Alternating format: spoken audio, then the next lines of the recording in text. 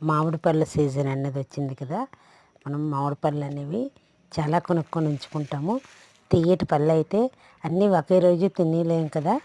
అవి పడవకుండా 3 నెలలు ఉండేటట్టు మీకు చిట్కా చెప్తాను చూడండి. మామిడి పళ్ళు అనేవి శుభ్రంగా కడిగి తడి లేకుండా తుడుచుకోవాలన్నమాట. తుడుచుకొని మన దగ్గర ఇలాంటి పాలిథిన్ కవర్లు ఉంటాయి కదా, మీ దగ్గర ఏ కవర్ ఉంటే ఆ కవర్లోని చుట్టేసి పెట్టుకోవచ్చు. లేదంటే పేపర్లో కూడా అలా చుట్టి ఉంచుకోవచ్చు.